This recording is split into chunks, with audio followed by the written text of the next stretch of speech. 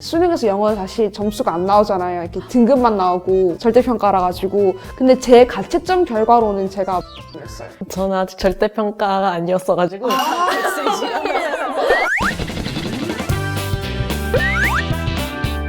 그럼 이제 정말 자세하게 우리 과목별로 서로 공부법을 좀 비교해보면 좋을 것 같아요. 먼저 국어 공부법부터 다뤄볼 텐데요. 먼저 예준님부터 국어 공부법. 과거의 경우에는 국어랑 영어는 정말 시험 전날에 범위 보고 가는 정도이기 때문에 공부를 안 했다.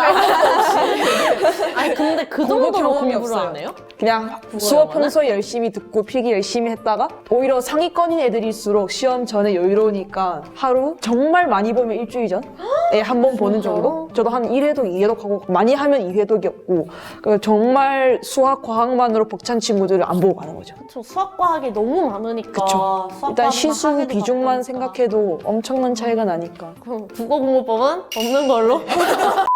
그럼 혹시 국어 수능 성적 공개 가능합니까? 저는 국어를 2개를 틀렸는데 하나는 문학에서 하나는 비문학에서 틀려가지고 타고나셨네. 96점. 잘했네. 잘한 거 아니야? 96점이었어요. 96점이요? 네. 2점짜리로만 네. 틀리신 거예요? 너무 좋았죠? 너무 잘했네. 아니, 그죠? 근데 2점짜리 틀기 쉽지 않지 않나? 아닌가? 2점짜리 2개면 너무 잘 틀렸다. 그쵸? 잘했어요. 3점짜리 2개 근데 틀리는 것보다 타고나신 거 아니에요? 아니에요. 왜냐면 제가 모의고사 성적에 비해서 조금 안정적으로 잘 나왔던 편이었어요, 수능. 일단 국어는 개인적으로 정말 타고난 실력이 가장 중요한 과목이라고 생각했어요. 왜냐면 제가 정말 아무리 공부를 해도 문학 책을 많이 읽었다거나 또는 글을 빨리 읽는 친구들이 이길 수가 없는 거죠. 특히 비문학에선. 그래서 저는 저만의 전략이라고 하면 비문학에서는 수능을 공부하는 1년 동안 실력을 따라잡기가 조금 힘들다라고 생각을 해서 비문학 공부는 당연히 하지만 그것보다는 문학이랑 문법이랑 화작 공부를 조금 더 열심히 해서 다른 파트에서 시간을 줄이고 그 시간에 비문학을 조금 더 차분하게 풀자라는 생각으로 임했던 것 같아요. 그러니까 내가 자신 있는 부분은 더 마스터를 해가지고 거기서 시간 절약을 좀 하고 맞아요. 나머지 이제 조금 자신이 없는 부분에서는 시험 볼 때 좀 더 내가 침착하게 풀 수 있는 전략을 짜셨다는 거죠? 네. 국어가 좀 좋은 게 문학, 비문학, 화작 이렇게 문법이 나눠져 있으니까 각자가 이렇게 조금 전략적으로 파트 분배를 할 수 있는 게 좋은 점인 것 같아요. 타고난 얘기를 해가지고 많은 친구들이 유튜브를 보다가 난 안 되겠다 하고 나갔을 그것도 것 안 되는데. 같은데 어차피 해도 안 되겠다 이러고 나갔을 것 같은데 올리기 위한 전략이 꼭 공부해서 내가 실력을 올린다는 것보다 이제 푸는 방향? 스킬 같은 거를 바꿔도 성적은 좀 오를 수 있다는 것 같네요. 그리고 무엇보다 국어는 성적이 안 오를 것 같아라고 이렇게 안 할 수 있는 과목이 아닌 거죠. 그렇죠. 다시 국어는 국영수니까. 안 하면 내려가는 과목이지. 이렇게 유지라도 해야 되는 거고 비문학 같은 경우도 저 같은 경우는 조금 수능 공부를 충분히 못했던 편인데 주변의 친구들을 보면 정말 1년 동안 열심히 공부한 애들은 또 이렇게 성적을 잘 올려가더라고요. 막 비문학은 근데 제가 알기로는 좀 성적이 오르는 네. 파트라고 알고 있어요. 비문학이 약간 수학과학이랑 좀 비슷해가지고 지문에서 이제 답이 다 있는 맞아요. 그 지문에서 답을 찾아내는 스킬이 중요하다고 저도 알고 있기 때문에 저도 이과라.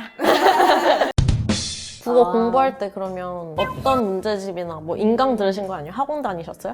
저는 사실 학원 같은 경우는 도움을 받긴 받았는데 고등학교 3학년 때는 받지 않았고 그 뭐 내신 준비할 때 좀 추가적인 자료가 필요하잖아요.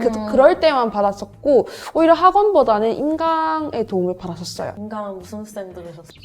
이 선생님이라고 지금은 조금 사실 국어 같은 경우에는 이제 시중에 나오는 문제집이 너무 다양하죠. 너무 이렇게 범위가 주어지지 않으니까 너무 많기도 하고 또 어떻게 보면 적어요. 맞아요. 공부할 수 있는 문제집이. 그래서 사실 국어를 공부하려고 하면 막막한데 약간 인간 커리큘럼을 좀 따라가는 게 좋을 것 같아요. 이렇게 선생님 한 분을 정해가지고 좋은 문제집이 많이 나오니까. 그러면 이제 영어로 넘어가 볼 텐데 마찬가지로 예준님은 영어 공부를 안 했기 때문에 우리 과거 준비하시는 분도 국어 영어 싫으면 그냥 과거로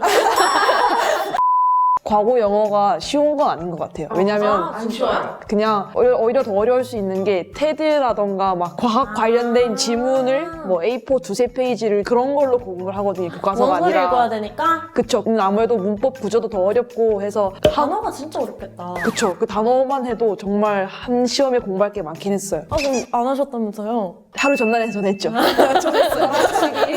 아, 뭐야. 영어 싫어하면 과거 가면 안 돼.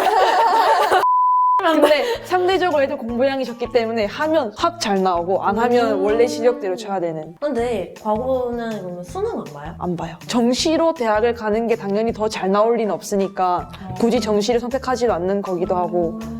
영어가 어렵구나. 영어 공부 어떻게 하셨어요? 저는 중학교 전에는 그냥 솔직히 사교육의 힘을 받았고 그때 얻었던 능력을 바탕으로 하루 전날에 단어 위주로 공부하고 그다음에 뜻 중심으로 선생님이 주신 지문 막 계속 읽고 그랬던 것 같아요. 근데 그러면 오히려 저는 과거 가기 전에 영어를 좀 탄탄히 해놓으면 편할 것 같다는 생각이 오히려 들거든요. 왜냐면 그때는 이제 수학과학에 집중을 많이 해야 되니까 영어가 만약에 내가 잘 돼 있다면. 근데 그렇지 그런 않구나. 것도 전략적일 수 있는데 그 시간에 수학, 과학을 많이 해서 오히려 시험 직전에 영어 공부를 할 시간을 만들어 놓는 게 좋죠. 일단 영어 같은 경우는 많은 사람들이 생각하는 게 단어랑 문법이랑 뭐 해석하고 외우는 게 다 아니냐라고 생각할 수 있어요. 근데 물론 그게 정말 기본이긴 한데 그런 공부는 고등학교 2학년 때까지만 해서 이제 고등학교 3학년 때는 더 이상 이렇게 특별히 단어 암기장을 외우고 다닌다던가 영어 문법에서 모르는 게 있으면 안 되고 이제 고등학교 3학년 때는 영어로 이렇게 지문을 이해하고 그 다음에 그 영어의 맥락과 논리적인 구조를 영어로 사고할 수 있는 방법을 배워야 돼요. 이게 어떤 뜻이냐면 지금 수능에서 쓰여지는 영어 지문들이 사실상 원문이 따로 있단 말이에요. 그쵸. 영어 외부에서 쓰여진 뭐 논문을 따온 거예요. 그렇다 보니까 영어 특유의 논리적인 구조들이 다 있어요. 이제 그런 것들을 조금 배워야 되는 거죠. 실제로 수능 문제도 보면 내가 이 문장 다 해석할 수 있다 하더라도 못 푸는 경우가 되게 많잖아요. 많죠. 한국어로는 다 알겠는데 여기 사이에 들어가야 될 문장을 모르겠어 라는 부분이 분명히 많거든요. 근데 이제 그런 거를 좀 풀 수 있으려면 영어 이런 그냥 기출 같은 거나 아니면 수능 특강이나 아니면 고등학교 내신 문제집을 통해서 왜 이 문장 다음에 이 문장이 오는 거지? 라는 식으로 연결을 꼼꼼하게 따져봐야 돼요. 특히 영어 같은 경우는 뭐 지시어나 아니면 똑같은 단어를 다르게 반복해서 문장을 연결 짓는 그런 것들이 되게 많이 발전되어 있거든요. 한국과는 다르게. 그래서 그런 것들을 조금 접속어. 네, 접속어. 그리고 뭐 아니면 이거 패러프레이징 한다고 해서 인용. 네, 아닌가? 아니에요. 약간 자기 말로 바꿔주는 거? 변형한다는 건데 같은 지문 내에서도 같은 뜻을 가졌지만 다른 단어로 쓰여진 것들이 되게 많잖아요. 그럼 이제 그것들끼리 이렇게 연결이 되는 경우가 많거든요. 완전 이해했다. 나만의 언어로 쓸 수 있어라. 네, 맞아요. 그런 것도 제일 해서. 중요해요. 그쵸. 맞아요.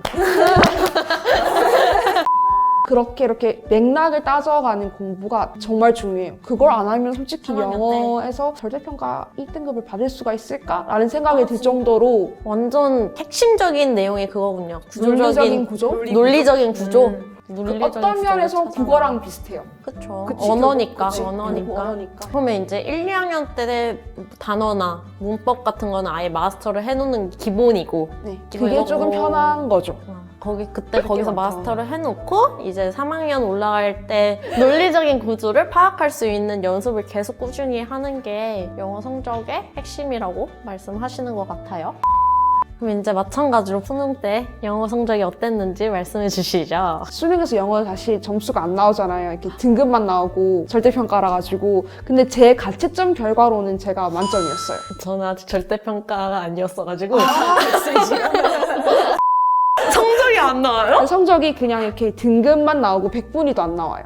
실제로 제가 만약 마킹을 한두 개 틀렸더라 하더라도 전 모르는 거죠.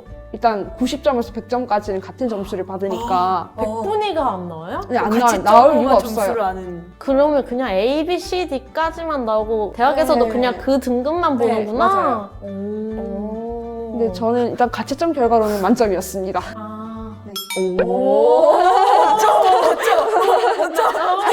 나 이해를 못하고 일단 연계 교재를 열심히 공부하기도 했고, 그치. 네, 그리고 제가 아까 말한 논리적인 구조를 파악하는 연습 같은 경우는 학교에서도 하긴 했는데 추가적으로는 이명학 너무 선생님의 도움을 유명하시죠. 받았던 것 같아요. 정말 유명하신 선생님인데 개인적으로 제가 뭔가 논리적인 그런 구조를 연습하고 싶다라는 마음이 컸는데 그런 갈증을 다 채워주신 선생님이 이명학 선생님인 것 같아요. 리덴 노식이라고 특정 강의 이름까지 가장 유명한 강의인데 그 강의를 들으면 제가 아까 말한 논리적인 연결을 따질 수 있는 거를 다 알려주시더라고요. 내가 들었으면 수능 전에 약간 그런 거 하나쯤 있잖아요. 이 과목 때문에 서울대 왔다. 약간 영어예요? 아니, 영어는 사실 영어 아니고. 왜냐면 제가 수능으로 대학 온 게 아니니까. 근데 뭐 사실 영어는 절대평가 1등급을 안 받으면 서울대를 못 오잖아요. 그쵸, 그쵸. 점수가 많이 1등급이 많으니까. 네, 맞아요.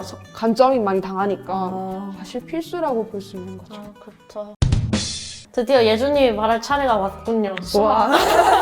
국어, 영어 했으니까 수학 공부법으로 넘어가도록 할 텐데 할 얘기가 정말 많으실 것 같아요. 벌써부터 막 일단 수학은